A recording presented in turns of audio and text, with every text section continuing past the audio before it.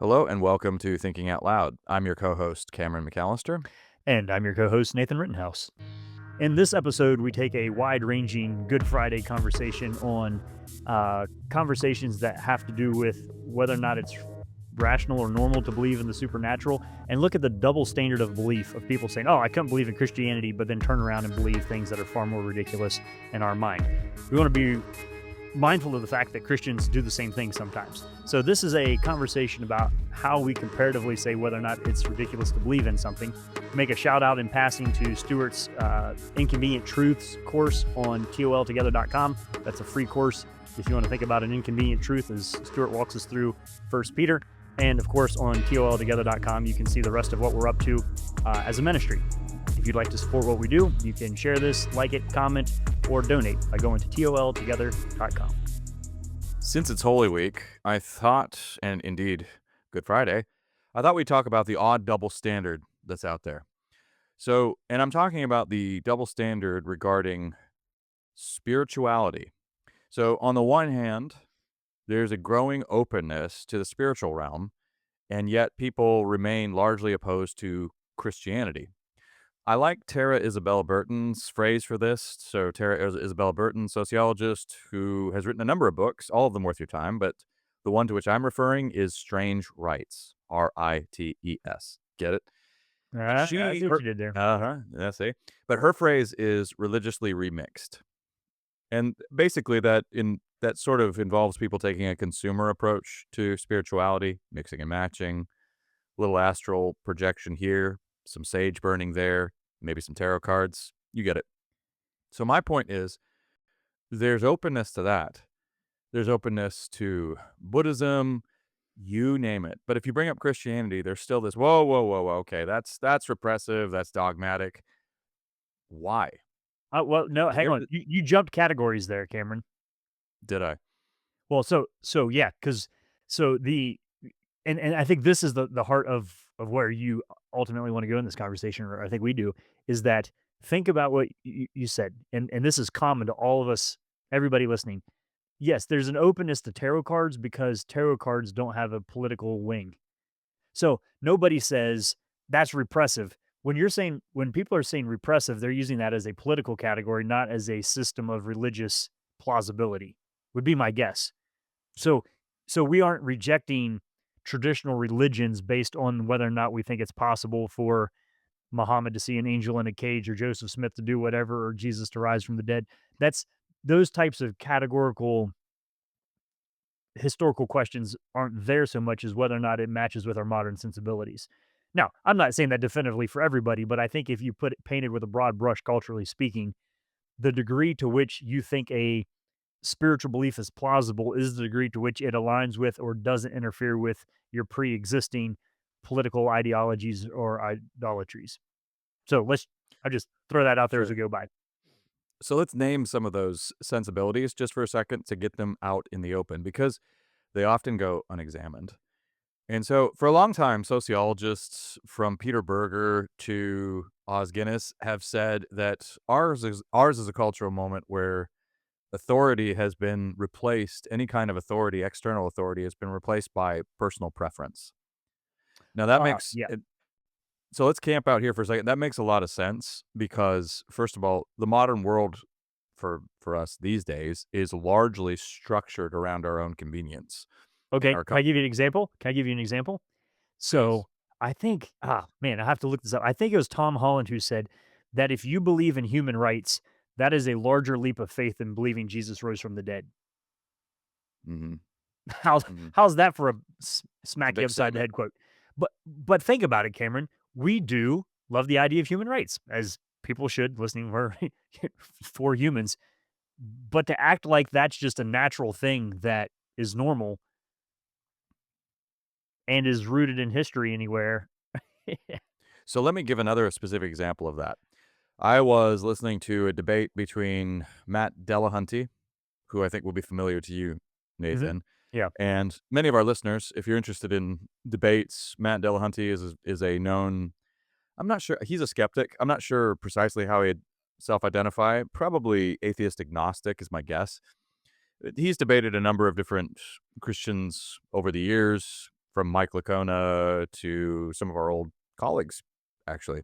But this was a discussion between him and David Wood, and they're talking about morality. And this very issue came up.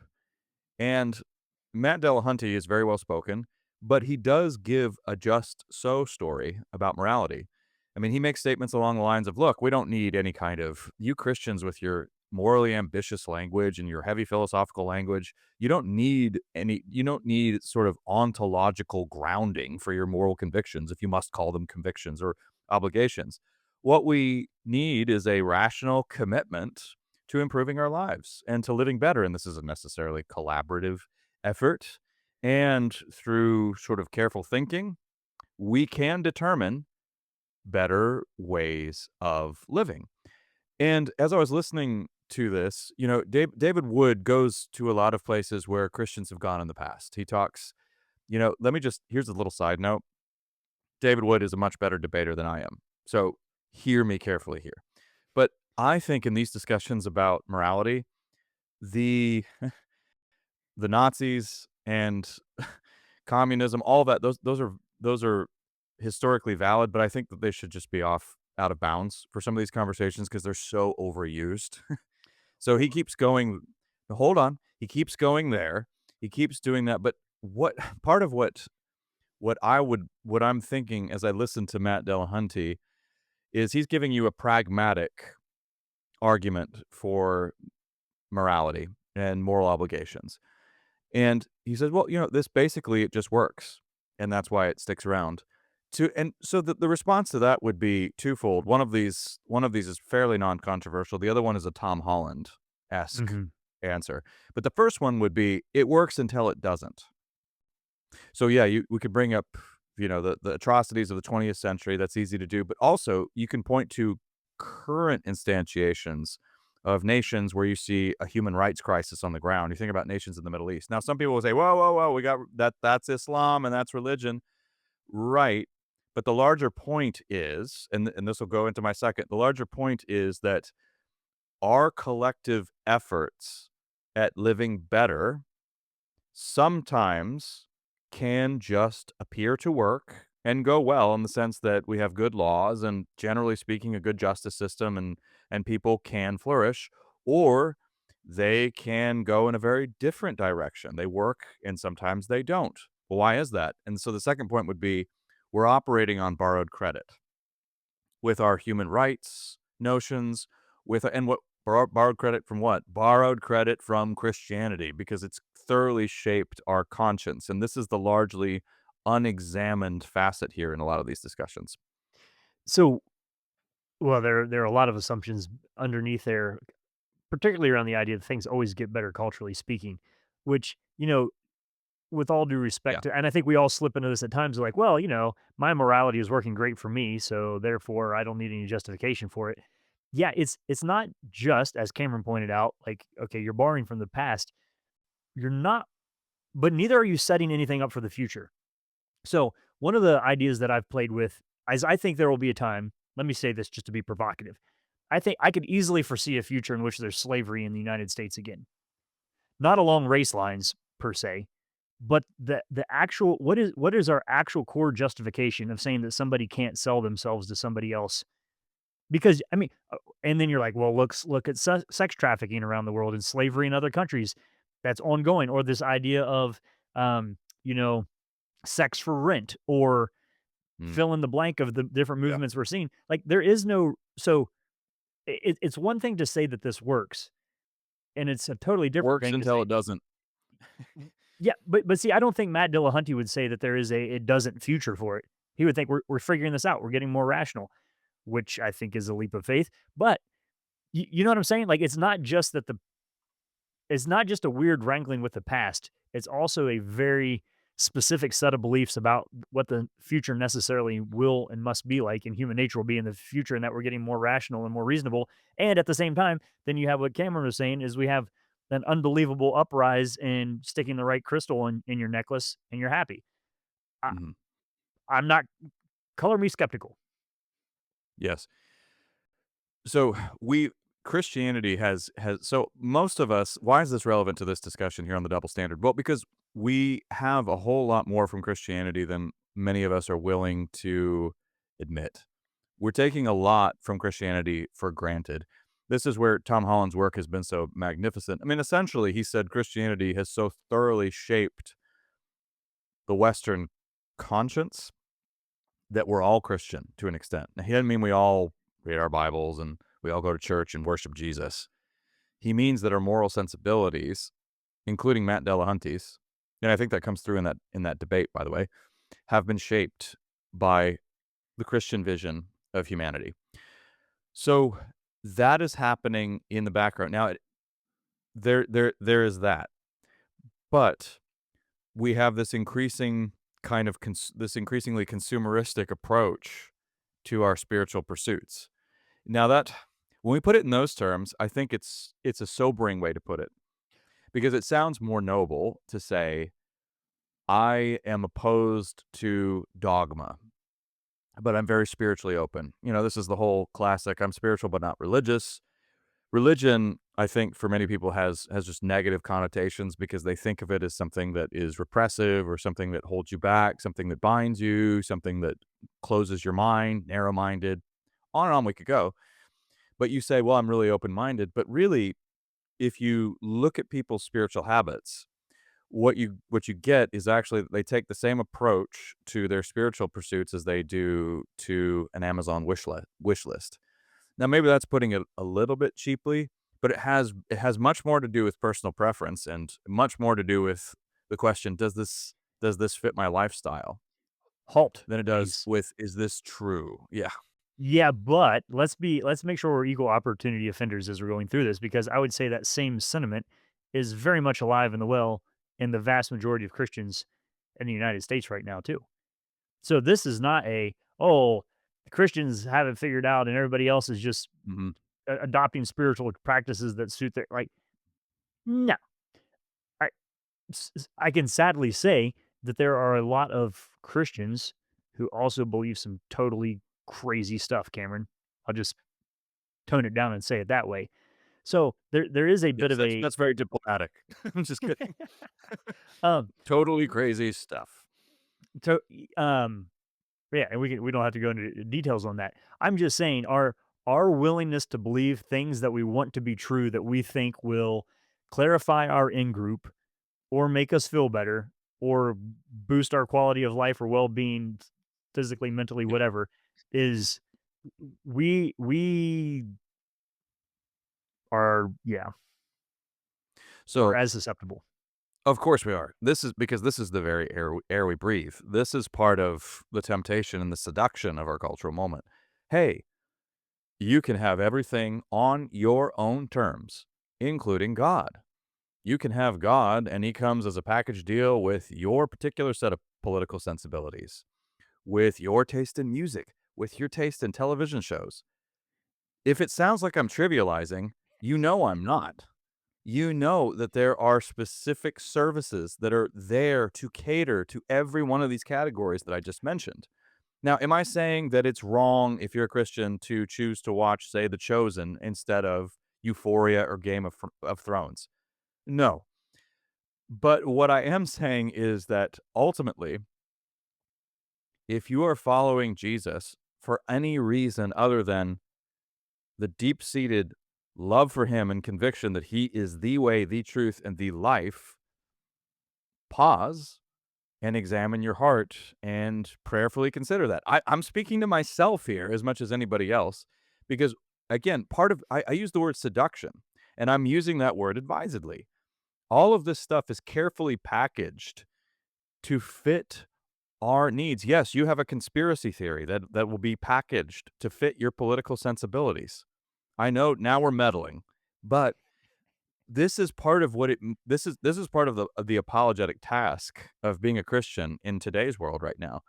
Working through this with good discernment and recognizing, and this is why Christianity is that odd double standard obtains because Christianity, if we truly press into Jesus, who he is, his claim on our lives, and his word, we will find that he flies in the face of a lot of our cultural preferences because he is Lord. and we are Okay. not. We can't have him on our own terms. So let's throw a plug in here. If you go to toltogether.com and look at our courses list, there's a course called Inconvenient Truths by Stuart McAllister, which is a I think part Yeah. walkthrough First Peter, and yeah, recommend. It's free. Some of our courses are paid for because they're part of other curriculums and whatnot, but this is one that's free. And yeah, I think you'd find it edifying. But Cameron, it made me think as you're saying this because it's titled Inconvenient Truths. Are we now Mm. almost living in an area where we don't believe in inconvenient truths? It's true if Or it's convenient. right, and did my dad invent the internet? Just kidding. Okay, that's sorry, that It's a was series of little tubes. Stuart connected the tubes. yes. That's what Yes, yes. You were being anyway. serious. No, I was just throwing it out there as we are, I think, dangerously close to equivocating around truth and convenience, um, Yes. in a pretty sloppy way. Well, and I think to go back to that example I used earlier, which may have looked like a distraction at first, but I don't think it was, between David Wood and Matt Dillahunty, I think that's kinda what's happening there a little bit, where you give a purely pragmatic answer for morality, and these are the discussions I'm getting into often with skeptics these days. They'll say, "Well, it's ridiculous, it just works." Okay, all right. Let's back up a second here. So I like people might be like, why are you guys going on and on about this? Like, let's make sure we have clear in our minds what we're saying here. I was listening actually this morning to a conversation between Sam Harris and Tom Holland on the crucifixion. Great little 28-minute clip. You can go and support an atheist YouTube channel and watch Sam Harris's conversation with Tom Holland. And Tom Holland and Harris says it's hard to read sometimes, some of the great philosophers of Western civilization and look at the richness of their philosophy and then recognize how many crucifixions were happening at the same time. And Tom Holland says, well, but they're not being inconsistent. The Romans did not think that they were being amoral. They thought they were highly moral. They had it all reasoned and rationalized out to the T. It's not like they were just making stuff up. They thought they had a mandate from the gods to conquer the world and were powerful and can do what they want. It's not like they if you had talked to a first century Roman soldier, they would have said, "Yeah, this is just pragmatic. It's working. Mhm. We're doing the right thing." We're the greatest I mean, we are the greatest empire in the Yeah. So, world. so what? I mean, so what's the question? Like, it's working. It's Mhm. fine. Like we have a justification for doing it. So I don't know how you take a now we'll have to be careful to think through this as Christians, but I don't know how you take a Matt Dillahunty and stick him in Greece 100 BC and he couldn't make the exact same argument. Mhm. Yes. This is why it's important. This is why that the Chris us Christians, us boring, blowhard, theologian, philosophical Christians who talk about a need to ground your morality or a basis for your morality actually may have a point.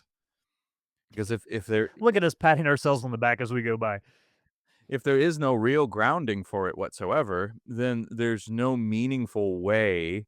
And I suspect that but there's no meaningful way to say that what was being practiced in Rome was really wrong. It was part and parcel of that particular political order. Now, I do suspect that Matt Dillahunty would say something along the lines of, and I would say this is a relatively superficial argument, but he would say something along the lines of, "Well, yeah, but with our we learned from that. If you took somebody like that and brought them from, if it were possible to somehow bring them without destroying them with shock from from ancient Rome to a present day, then they would come to realize, the way we do things now is an improvement. It's better not to crucify Yeah. people on Well, crosses." That's except he but said that very kind of thing, yeah, that kind of thing a lot in the debate, and e- Wood e- wasn't having any of it, but yeah, except for the fact that Tom Holland points this out is ISIS has crucified people in the lifetime of everybody listening to this.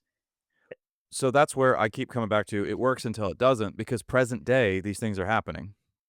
Yeah, And, that's what I'm Matt saying. It's a and very small view of the world when we yes, make ourselves the arbiters of which gods are right. well, and Matt Dillahunty would say, "Ha ha, well, it's religion." And we would say, "Okay, but here's where specificity matters. Which religion?" Islam. Okay. Are all Muslims doing this? No. But Islam is an explicitly theocratic vision. Sure. But you also And don't have to be religious to kill a bunch of people. you don't. But the ideals of Islam do, I mean, those are outworkings that are consistent. Well, they're logical. Yeah, it's not an it's a When moral consistency. They would think of themselves as doing something that's moral. but whereas Matt Dillahunty's moral sensibilities are not pagan and they're not Islamic, what are they? They're not atheistic either. No, they're Christian. This is the So th this is the Francis that's and it Schaeffer line of stealing cookies from the yeah, Christian cookie jar. It's a great little phrase. but that's what it is. And that's the two things. It works until it doesn't, and there are many places where it is currently not working. We don't have to we're not restricted to Islamic nations, by the way. Look at China. There are plenty of other examples of secular regimes where you see collaborative, collective efforts at technological and societal improvement. And let's just be honest, sometimes there is technological improvement under these regimes. Sometimes there is, if you think of societal improvement purely in terms of order and efficiency, there's that too. The Yeah. trains run on time, as they say. But we would recognize this as highly deficient. So it works until it doesn't. And in many places right now, it's not working. Why is it working here? We have increasing numbers of people who have come from nations like the ones I just mentioned who are now saying, you are taking for granted what you have here in the West. It is an achievement. We don't drift into it, and Okay. guess where it comes from? It's Let not all, I mean, it's not, yeah. let me give an example that kinda hits to some of these, sensibilities just in the to wrap our heads around this. So this was years ago. My grandfather was living in a different country, walking down the street, other side of the street, and there's a man beating his wife in a doorway. So he runs over and grabs the guy. The woman jumps up and yells at him and said, "He's my husband. If he wants to beat me, that's his right." What are you gonna do with that one? Yep. Yeah. So in her Works mind, until it there's doesn't. yeah, but Yeah. in her, I'm saying in her mind, there wasn't anything wrong happening. He had the right to do Right. it. Yeah. Right. So nobody was making a moral argument about goodness, badness, justice, unfairness, anything. It's just the way it was. But the flip side of this, Cameron, though, is to go all the way back to where you started.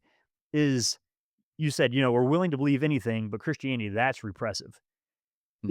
Is that I do think that is a fair critique of Christianity to say that a lot of people are adopting religious language as a power play and a move for cultural influence and dominance.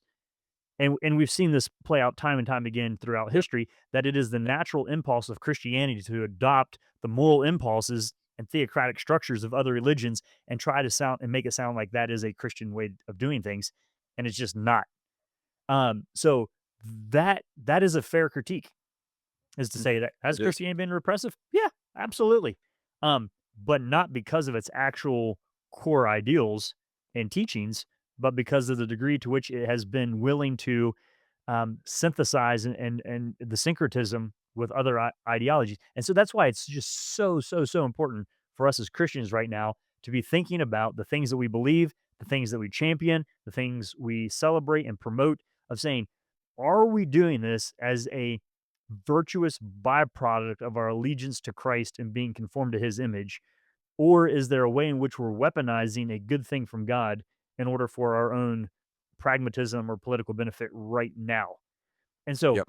we're critiquing Dillahunty of saying, yeah, it works until it doesn't. But there's a lot of room within the church right now for us to be saying, yeah, this works until it doesn't. Um, and so you can cheer some of the things that are happening, but just recognize that the way that they're happening, you might not like when the pendulum swings back the other direction.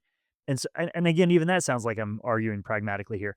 I'm just saying this is a great time for us as Christians to thoughtfully engage with some big ideas and say, why are we doing this? Are we doing this consistently Christianly, or are we maybe getting some yeast of the Pharisees rolled up in what it is that we spend our time obsessing over? Your Christian convictions should bring you, at the very least, into tension with the culture in which you find yourself. No matter what it's no matter who's in political office, by the way, you should feel that sense of tension. If you find yourself by faith walking in perfect lockstep with your culture, there is a problem. guaranteed. Because Christianity is an iconoclastic. Following Jesus is inherently iconoclastic. You know what an iconoclast is? One who smashes idols. And right now, one of the central convictions of our age is that you get to say who you are. You get to define who you are. There are so many different outwork. I mean, so many of our major cultural upheavals and divisions come from that assumption. But I think, as Nathan would hasten to point out, plenty of Christian. We can think of exotic examples. We can talk about or things like the hot button issues like the trans issue or issues of sexuality, but it's not limited to those. I think Nathan would hasten to point out that plenty of Christians also operate with the assumption of no, I get to say who I am. Okay, I have a question about this before we bring Yeah. it back around to a more Eastery Good Friday kind of conclusion. Sorry, folks. I, Yes. yeah, imagine that we're going down rabbit trails. There, there, there's a part of me that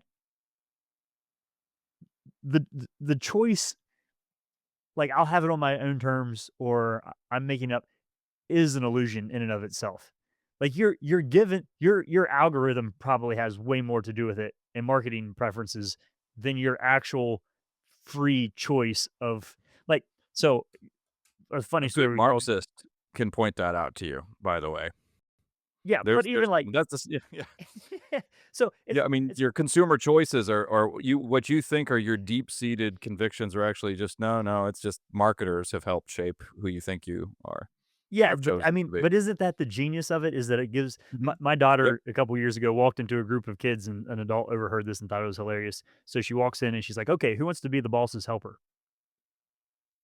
Um, this tells you some of what I live with. But so they're like, "Okay, you're establishing yourself as the ultimate authority, but then giving the illusion of choice of who's." And so like a choice was presented, but it wasn't actually the ultimate or the real choice that needed to be made. And it just seems like there's so much of that that if you're just floating by not thinking of these things, your choices are being made for you. Or you're like, I'm going to be unique just like everyone else. Or I know, Cameron, you have some great rants about Hot Topic and, um, being a rebel. I But yeah, I was a very rebellious teenager who, yeah, was totally unique. Wink, wink. what was your thing about, you're going to Hot Topic to buy the rebel t-shirt using the money your mom gave you? Um, That's right, yeah. so, For a so message that you didn't write. yeah, I mean, is there a little bit of room, or how do we push, or do we, is Yeah, is there times in which we can I see where giggle you're about going. it as Christians and say, look, this whole thing of like you're going to be the master of your own destiny and choose your own spirituality is you're falling right into a commercialized version of a spiritual impulse and then turning around and acting like Christianity is a commercialized version of a spiritual impulse. Mhm. And let's call a spade both ways and figure out if one of these has any historical backing or basing or any ontological grounding in reality and have a let's act like it's an apples to apples comparison. Yeah, I think we should be able to laugh at ourselves. The healing power of not taking oneself too seriously is really underrated right now because many of us just take ourselves too darn seriously. There's such a lack of humor, and humor is a wonderful feature. It can be profane, yes, and it can mock the sacred and all of that. I mean, a lot of people point that out, but it can be a way of transcending your circumstances and it also can be a way of humility by recognizing human foibles and the incorrigibility of human beings and our ability to fall into these traps of thinking that because we identify ourselves a certain way, our hair is a certain color, we wear a certain kind of clothes or listen to a certain kind of music that's very, you know, marketed to us in a very slick way that somehow this distinguishes us from the crowd. To see that and just to have a good ironic side glance at it all, that can do wonders actually for just bringing us to our senses. My adolescent years were greatly improved when I learned or had a vision of just how deeply silly I looked and how funny I was. I mean, that's why there are so many teen comedies because teenagers are funny. You're awakening to the world. You're walking on awkward steps. You're not quite at a grown up, but you're not quite a child yet. It's a funny, weird in between stage. And there's a reason we laugh at that. Well, human beings, we fit incongruously in some ways into this world. We don't integrate as seamlessly as a tiger or a parrot. We, stand around and worry about who we are and, read self-help books and go to conferences on discovering our purpose and getting in touch with our inner child. On the one hand, yeah, there's some spiritual desperation. It's very sad and we're all very depressed. On the other hand, it's kind of funny. You know, You can laugh Cameron, at it too. yeah, as you're saying this, it reminds me of a thing that our friend Vince Vitale, I guess maybe still says, but I haven't heard him say Mm. it for a while. We need to catch up. Hey, But Vince. he Yeah. he used to say, "An hypothesis is only ridiculous compared to its alternatives." Hmm. And so I think as we're coming into Easter here, Good Friday, the resurrection of Jesus, um, I will easily see that somebody coming back from the dead is a wild. Yeah, if you can't, I mean, that should set us all back on our heels here a little bit. God becomes man, God is crucified in an incarnate form, death is defeated, and humanity has hope for an eternity of a relationship with God and restored relationship with each other. That's a big that's a big claim. I'll grant you that. However, compared to what? That's the I think a starting point for some of us to say, "Oh, is that more ridiculous than reading a horoscope? More ridiculous than caring about the latest TikTok? Like more ridiculous than believing." I won't name any specific conspiracy theories here that many people are prone to. Um, Compared to what? And so, I mean, I'm not saying that we're going to put this on an equal footing because I don't think it is. I think there's actual good reasons to think that and know and believe that that happened, and there's history and the rest of it is rooted around it. But it might be a starting point for us to say, compared to what? When somebody says you believe that it's ridiculous, and you say compared to what, and they're going to come back and say, oh, like the fact that just humanity can justify its own existence and come up with a morality on our own and will make the right choices culturally speaking and bring in a future of peace and prosperity due to pure science and human rationality and suppress your chortle there and recognize that we're not I guess I couldn't I guess suppress it. I guess what I'm saying, Right. Cameron, is it's not is I think people think, okay, there's a neutral secular vision, let's call it zero. Christians believe in the resurrection, that's negative one. Mm. And we have to justify ourselves to get back up to neutral. And I'm saying, no, neutral is believing all sorts of goofy stuff, and we have Mhm. to Yep. distinguish ourselves in a world that is largely not atheistic, largely not opposed to the supernatural, largely not enamored by pure Just wants deterministic people. naturalistic scientism. We're we're yeah, it's we're not on the back foot here, I guess is what I'm trying to say. No. So much of what I do, Nathan, as an apologist these days is try to show Christians we're not on the back foot and convince skeptics and non-believers that Christians are not on the back foot and don't need to be. I mean, everything Nathan's just said, just watch people playing the lottery sometime. This was my first real tutorial in superstition. I mean, basic superstition 101 of everyday regular folks. When I worked at a grocery store in my college years, when I was working in customer service, the lotto, people you will hear all sorts of wild thing. I helped an old lady across the street. That's got to count for something. These bizarre beliefs that the universe somehow is going to wink at them and Oh, well, fortune would smile on them. throw in sports Sports. verticals. Are Yep. you wearing your Yep. proper underwear to watch this game and have Yep. the cheese dip in the right bowl on the right corner of the table? I mean, Yep. Yep. on we could go. On we could go. Yep. Compared to what? I think that's a really fitting way to bring this to a conclusion. But yes, it is Good Friday. So it's for those of you who will celebrate Easter this Sunday. Yeah, I think it's worth meditating, and it's always worth thinking on the resurrection, but it's also worth, yeah, thinking about that strange double standard and considering how the resurrection reframes our view of, well, everything. This is what turns the world upside down. And it's one thing to say I didn't put my cheese dip in the right spot and we lost the football game. The consequences of Christianity being true, don't forget to All spend some time mulling over all that right, one as well. Pascal. Yes. You've been listening to Thinking Out Loud, a podcast where we think out loud about current events and Christian hope. Thanks for listening to Thinking Out Loud. If you'd like to learn more about what we do, book Nathan or Cameron, or if you'd like to support us financially, whether through a one-time donation or on a monthly basis, you can do so on the donate page at www.toltogether.com. That's toltogether.com.